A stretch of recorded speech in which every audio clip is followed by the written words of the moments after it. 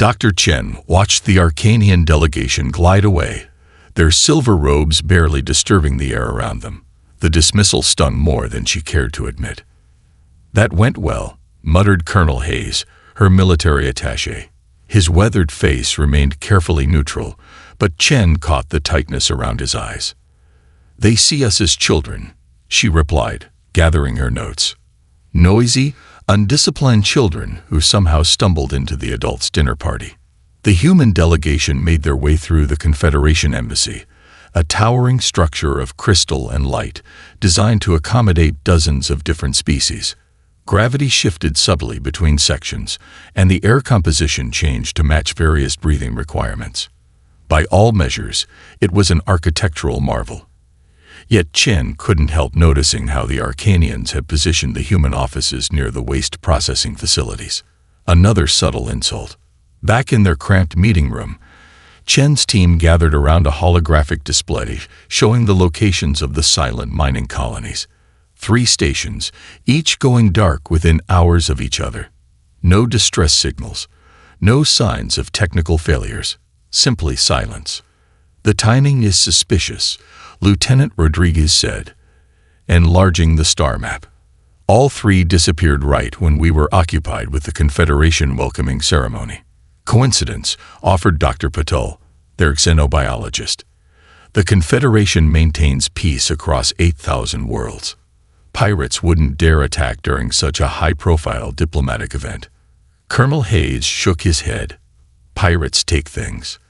They don't erase entire colonies without a trace." The debate halted as Chen's communication device chimed with an encrypted message from Earth Command.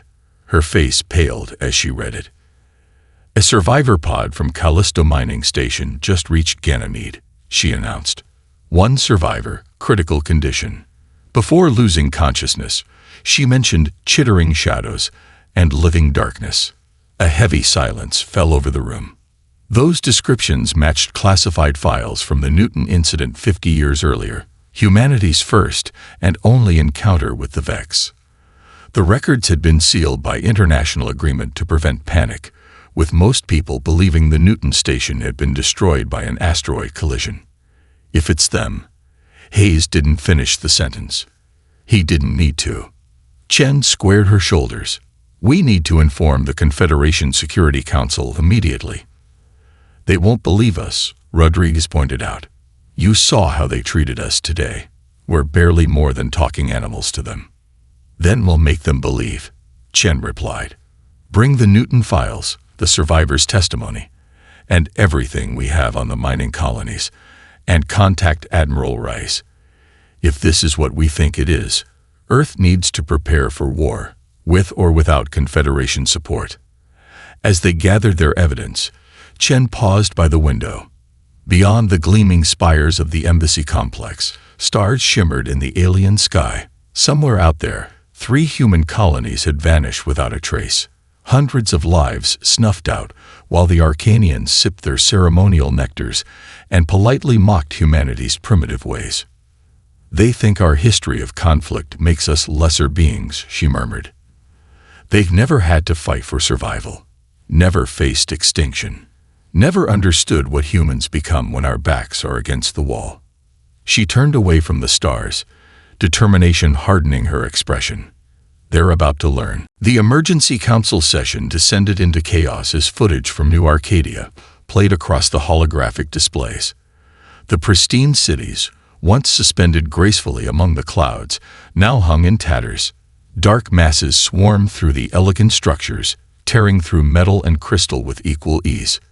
"This is impossible," whispered an Arcanian representative, his iridescent skin faded to a dull gray. "Our defensive systems were impenetrable." Admiral Rice stood silent at the back of the chamber, watching the Confederation leaders struggle with a reality humans had faced decades before. Sovereign Philios appeared physically ill, his normally perfect posture collapsed as each new report arrived. 60 million Arcanians, gone in less than 6 hours. "The Vex don't attack randomly," Rice finally said, her voice cutting through the panicked discussions. "They target knowledge centers first. They consume information before resources." All eyes turned to her. The dismissive glances from earlier had transformed into desperate attention. "How can you know this?" demanded the Lyrisian ambassador, his tentacles writhing with anxiety. "You claimed humanity encountered these creatures 50 years ago, yet your technology was primitive even by today's standards." "We didn't defeat them with technology," Rise replied evenly. "We defeated them with desperation. When the Vex attacked Newton Station, we had no advanced weaponry, no defensive grids. We had mining explosives, industrial equipment, and 300 people who refused to die quietly." She approached the central display and accessed the classified Newton files. Images appeared: makeshift barricades, improvised flamethrowers, pressure suits modified with mining drills. The Vex rely on biological assimilation. They physically absorb their victims, extracting neural data before breaking down organic matter for resources. At Newton, we discovered they can't process certain synthetic compounds. Her expression darkened. "We learned this because a maintenance worker accidentally set one on fire with industrial solvent. His sacrifice gave us our first weapon." The council chamber fell silent as the implications sank in. The Arcanians, for all their advanced technology and evolutionary achievements, had no experience with this kind of desperate innovation. Their civilization had eliminated threats through careful planning and overwhelming technological superiority for millennia. They had never needed to improvise. 3 more Confederation worlds have gone silent in the past hour, announced a communications officer, her voice trembling.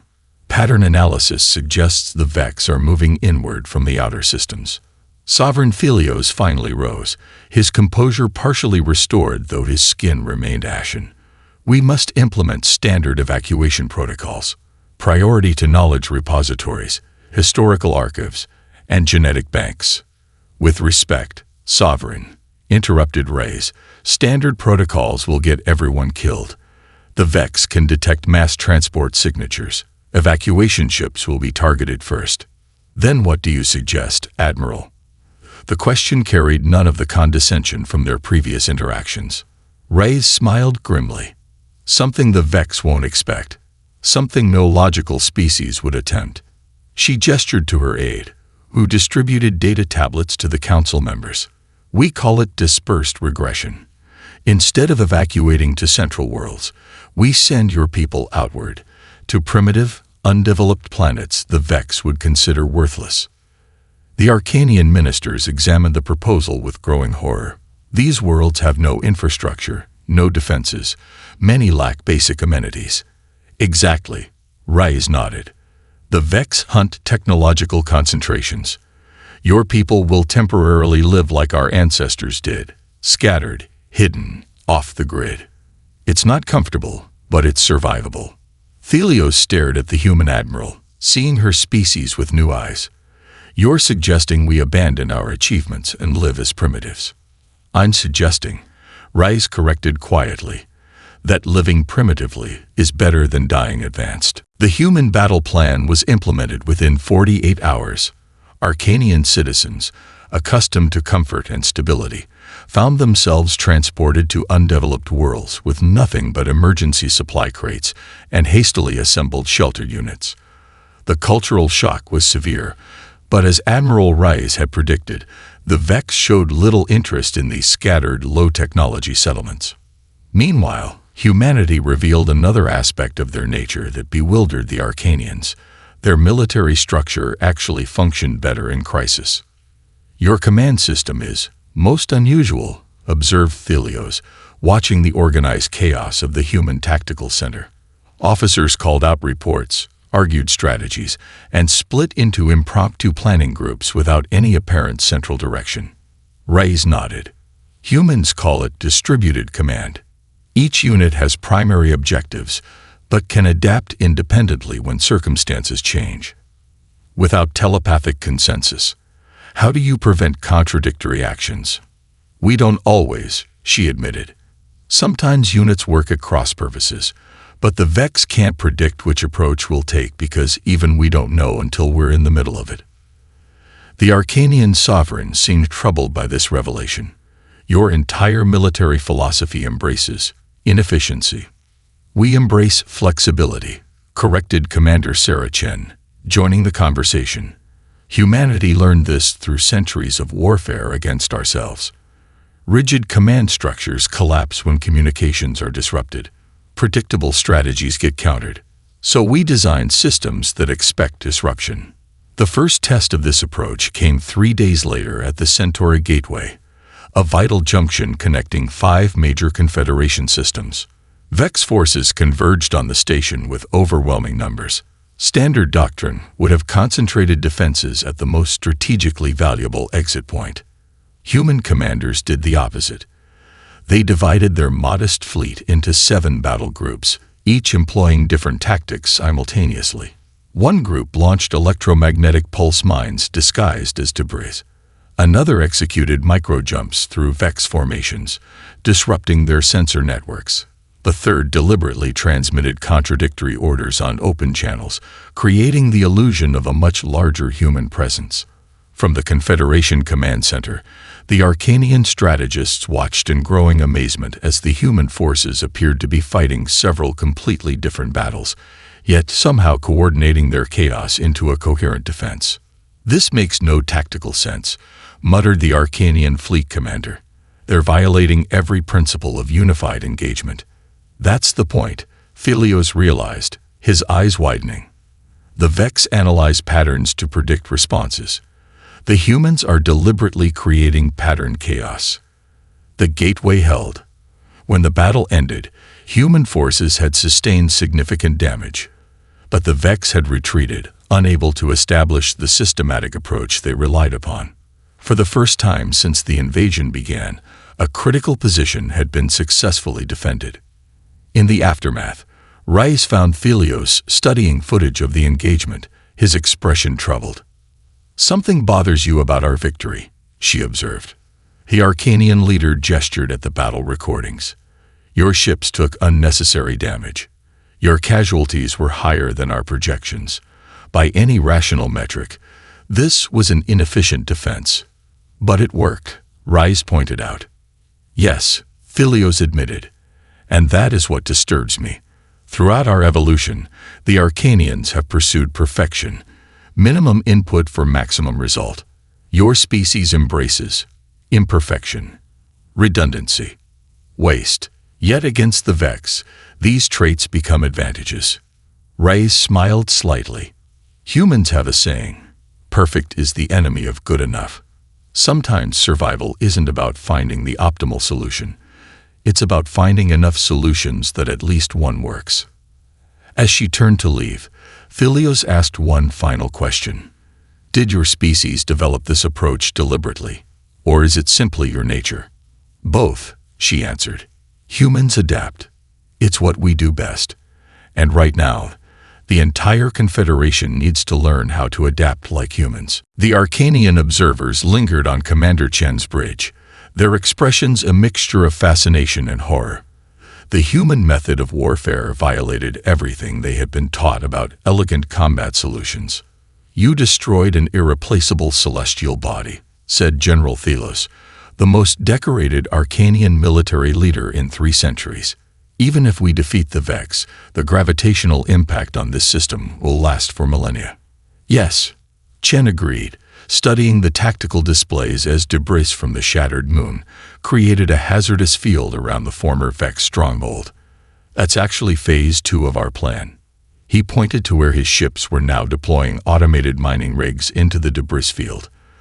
The machines began harvesting specific mineral fragments, assembling them into crude but effective defensive platforms.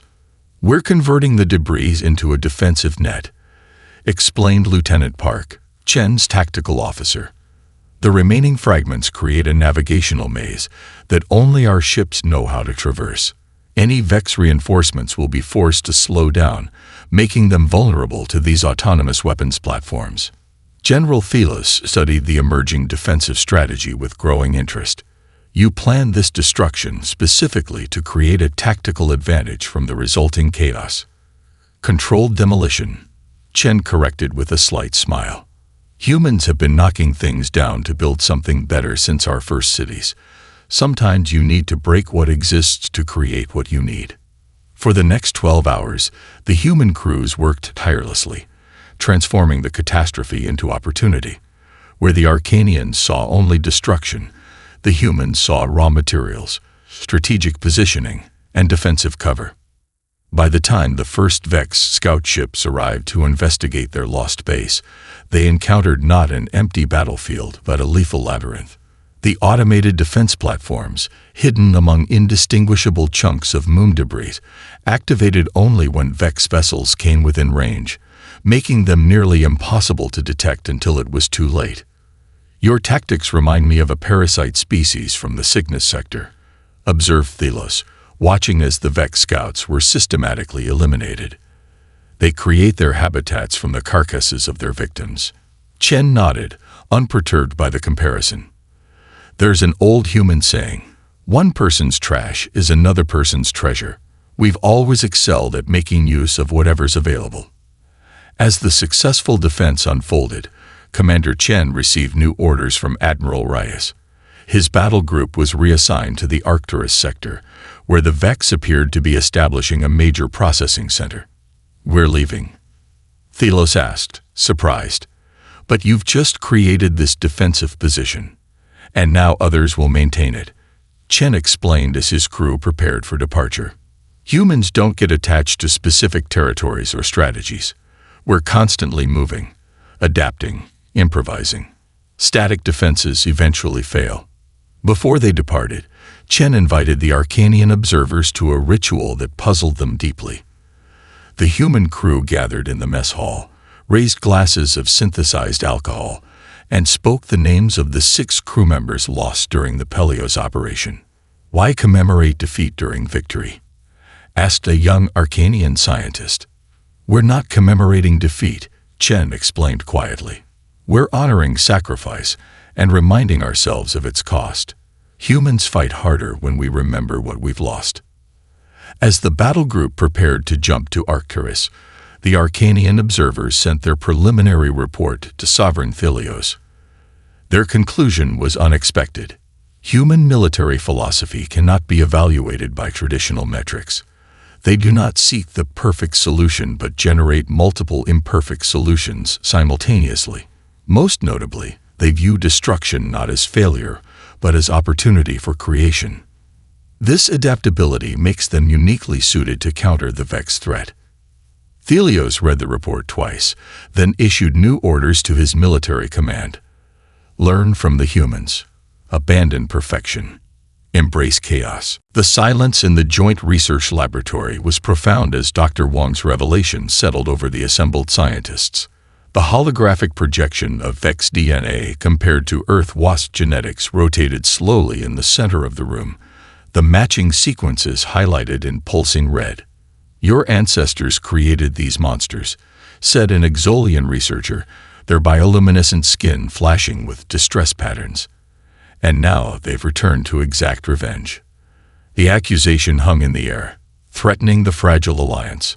Several Confederation scientists began murmuring among themselves, their expressions darkening as they contemplated this new information.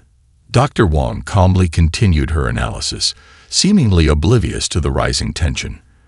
"The modified wasp DNA shows signs of extensive bioengineering, but also natural evolution spanning thousands of years. The original specimens must have escaped containment and adapted to survive in deep space." Sovereign Thelios, who had insisted on attending this research briefing personally, raised a hand for silence. "Our archives confirm that the ancient Arcanians did indeed create a biological weapon using Earth specimens. This revelation shames us, but assigning blame will not defeat the Vex." Admiral Reyes nodded in agreement. "The past doesn't matter. What matters is that this connection gives us a potential weapon." She gestured to Dr. Wang, who brought up new holographic images of molecular structures.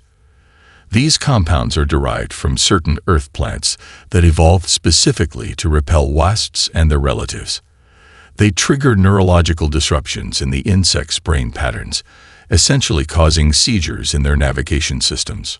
"Can these compounds affect the Vex Queens?" asked Thelios, leaning forward with interest. "In theory, yes," Dr. Wang replied. The queen nodes retain more of the original wasp neurological structure than their drone offspring. If we could deliver a concentrated dose directly to a queen's neural chamber, it should disrupt the entire hive network connected to that node. But that would require physically reaching a queen, objected one of the Arcanian scientists. The Vex protect their queens with multiple layers of defenses. No ship could penetrate that deeply into their territory. Admiral Rice exchanged glances with Dr. Wong. The human scientists and military personnel in the room had grown noticeably quiet, their expressions grim but determined. "Not a ship," Rice said softly. "A stealth insertion team. Small enough to avoid detection, carrying enough of the compound to contaminate the Queen's neural fluid." The Confederation representatives reacted with shock. "That would be a suicide mission," protested a Lyridian engineer. "The survival probability is incalculable." "We calculated it," Rice countered. "Approximately 18% chance of success, with a 12% chance of team survival. No rational being would accept such odds," stated the Arcanian chief scientist. Lieutenant Sophia Martinez, who had been silently observing from the back of the laboratory, stepped forward. "I volunteer." All eyes turned to the young tactical officer. She was small for a human, with quick, intelligent eyes and a quiet demeanor that belied her decorated combat record. "I grew up on a farm in Argentina," she explained, her voice calm and matter-of-fact. "My grandmother kept bees and taught me how to handle the hives without fear. I understand hive structures and insect behavior patterns." One by one, other humans in the room stepped forward. Engineers, Marines, pilots. Within minutes, 23 volunteers had joined Martinez. Thelios watched this unfold with visible confusion. "Why?" he finally asked. "Why would you volunteer for a mission with such a high probability of death?" Martinez smiled slightly. "Because someone has to, and we're good at this sort of thing. Humans have been sending small teams on high-risk missions since before we had written language. It's in our blood." As the volunteers moved to another room for briefing, Thelios turned to Admiral Reyes. "I believe I'm beginning to understand why your species survived all those centuries of conflict on Earth. You don't just accept sacrifice, you embrace it when necessary." "That's the difference between our species," Reyes replied. "The Arcanians designed the Vex to win their wars without risking themselves. Humans have always understood that some victories require blood." The human strike team's preparation process mystified the Confederation observers. Unlike Arcanian special forces, who would spend weeks in meditative preparation before high-risk missions, Lieutenant Martinez's team approached their likely deaths with an almost casual efficiency. Engineers modified their stealth vessel, removing all non-essential systems to maximize room for the neurological disruptor compound. Medical staff performed gene therapy to temporarily alter the team's biochemistry, making them less detectable to Vex sensors. Weapons specialists designed lightweight arms that could function in the acidic atmosphere of a Vex hive. Yet between these intense preparations, the humans displayed behavior that the Arcanians found deeply puzzling. They shared meals together, laughing and telling stories. They played simple games of chance. Some wrote letters to family members, while others recorded personal messages to be delivered in the event of their deaths. "I don't understand," confessed Thelios, watching the team's pre-mission gathering from an observation room. "They face almost certain death, yet they celebrate." Admiral Reyes stood beside him, her expression thoughtful. "It's not celebration exactly, it's affirmation." "Of what?" "Of life, of connection, of everything they're fighting to protect." She gestured toward the room where Martinez was laughing at something another team member had said. "Humans face death better when we remember what makes life worth living." The night before departure, Lieutenant Martinez invited the Arcanian mission coordinator to join their final meal. The young officer, named Kellis, had been assigned as liaison to the human team, but had maintained a professional distance throughout the preparations. "I cannot participate in your death ritual," Kellis said stiffly when Martinez extended the invitation. Martinez smiled. It's not a death ritual. It's dinner. Food, conversation, maybe some terrible singing. Very standard human behavior. Reluctantly, Kellis attended. The Arcanians sat rigid and uncomfortable as the humans shared a meal synthesized to resemble dishes from their homeworld. Spicy proteins, fermented beverages, sweet confections. Gradually, as the evening progressed, Kellis began to ask questions about Earth customs, human families, their histories. By the meal's end, the Arcanian's posture had relaxed slightly. When Martinez raised a toast to those who wait for us back home, Kellis hesitantly lifted a glass as well. At dawn, the strike team boarded their vessel. The launch bay was filled with Confederation personnel who had come to witness the departure, not just humans, but representatives from a dozen species. The display of interspecies solidarity was unprecedented. As final preparations were completed, Kellis approached Martinez with a small metallic disc.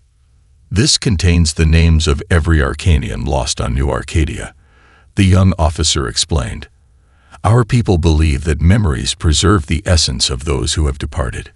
By carrying these names into battle against those who took them, you honor their existence. Martinez accepted the disc with a respectful nod. We'll make sure they're remembered.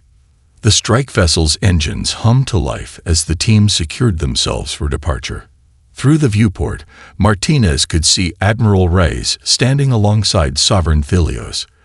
The human admiral offered a crisp salute, which Martinez returned. Strike Team Valkyrie, you are cleared for launch, came the control room's announcement. Operation Broken Nest is now active. As the sleek black vessel glided out of the bay and toward the stars, Filios turned to Admiral Reyes. In our 10,000 years of recorded history, the Arcanians have never sent a mission with such poor survival odds. We would consider it wasteful. Humans have a different perspective, Reyes replied. We don't see sacrifice as waste. We see it as the ultimate investment. The strike vessel activated its stealth systems and disappeared from sensors, carrying 24 humans into the heart of enemy territory on a mission that would likely claim all their lives. Now, said Reyes, we wait and hope. The immediate aftermath of Lieutenant Martinez's transmission sent the Confederation forces into high alert. No one knew exactly what the nest is broken, run, meant, but Admiral Reyes understood immediately. All ships, implement Protocol Scattered Storm, she ordered, her voice calm but urgent. This is not a drill. The human fleet, which had been maintaining defensive positions, suddenly broke formation. Each vessel altered course in seemingly random directions, following pre-programmed escape vectors. The Confederation allies, who had finally begun to coordinate their movements with human tactics, hesitated in confusion. What are you doing? Demanded the Lyridian fleet commander. We're abandoning our positions. The Vex Queen is disrupted but not destroyed, Reyes explained as her command ship accelerated away from the front line. When a hive mind fragments, there's always a chaotic period before new control patterns emerge. We need to be unpredictable during this window. As if confirming her words, the massive Vex armada that had been advancing in perfect coordination suddenly dissolved into chaos. Individual ships began firing on each other. Others accelerated to dangerous speeds, crashing into their own support vessels. Some simply drifted, their systems apparently offline. But thousands more began hunting with a new feral intelligence. They're operating on instinct now, explained Commander Chen over the tactical network. Like wasps when their nest is disturbed, they'll attack anything that moves in predictable patterns. The Arcanian vessels, still maintaining their elegant formation, became the primary targets. 3 cruisers were swarmed before they could react, their hulls breached by hundreds of smaller Vex ships that sacrificed themselves in kamikaze attacks. Sovereign Filios, watching from the command center, made a decision unprecedented in Arcanian military history. Abandon all standard protocols, he ordered. All Arcanian vessels emulate human evasion patterns immediately. The Arcanian ships, renowned across the galaxy for their graceful, synchronized movements, broke apart into disorganized clusters. Their pilots, trained since youth to maintain perfect geometric formations, struggled to implement the chaotic flight paths. "They need to be more random," Rise muttered, watching the tactical display. "They're still too predictable." An unexpected solution came from an unlikely source. The young Arcanian officer Kellis, who had been studying human behavior patterns since the strike team's departure, stepped forward. "Permission to transmit to our fleet," Kellis requested. When granted access to the communication system, the Arcanian sent a single phrase to all Confederation vessels: "Think like water, not like crystal." The effect was immediate. Arcanian ships began to move with greater unpredictability, flowing around obstacles rather than maintaining rigid angles. The Vex targeting systems, designed to predict patterns, struggled to lock onto these new movements. "An Arcanian cultural reference?" Rides asked, impressed by the immediate improvement. "One of your Lieutenant Martinez's suggestions," Kellis explained. "She said humans have a combat philosophy called be water from an ancient teacher." It seemed appropriate. As the Confederation forces adapted to this fluid approach, Commander Chen's battle group implemented the second phase of the human counter-strategy. His ships released clouds of self-replicating nanites, microscopic machines programmed to infiltrate Vex systems and corrupt their baseline programming. The nanites are keyed to target any Vex ship engaging in attack behavior, Chen explained to the Confederation commanders. "They'll leave dormant or confused vessels alone." "A targeted infection," observed a Deltaian scientist. "You're using their fragmentation against them." "Exactly," Chen confirmed. "When they were unified, they could share immunity.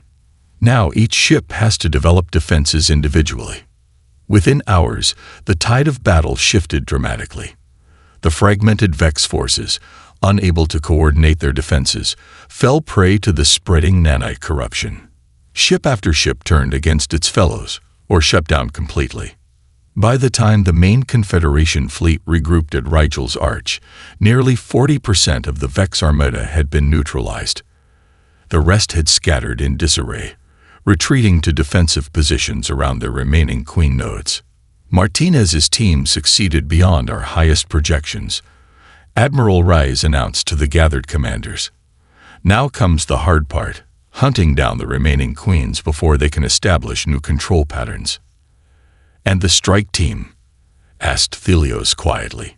Rhea's expression remained neutral, but her eyes betrayed her grief. Their vessel's emergency beacon activated briefly near the edge of Vex territory. "We've dispatched recovery ships, but..." She didn't need to finish the sentence. The Arcanian sovereign bowed his head in a gesture humans recognized as deep respect. Their sacrifice will be recorded in Confederation history. No Arcanian will ever again underestimate what humans are willing to give for victory. 1 year after Sovereign Thelios formally recognized humanity's contribution to defeating the Vex, the Confederation underwent profound changes.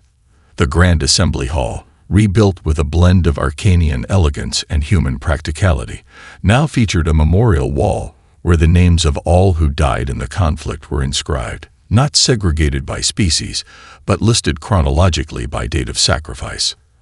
At the center of this memorial stood a simple holographic display showing Lieutenant Martinez's strike team boarding their vessel. The image cycled every few minutes to show each member's face clearly. Beneath it, a plaque bore the human phrase that had become famous throughout Confederation space: "So others may live." Dr. Chen watched a group of young Arcanians studying the memorial, their iridescent skin reflecting the soft blue light of the hologram. "They make pilgrimages now," said Thelios, joining her.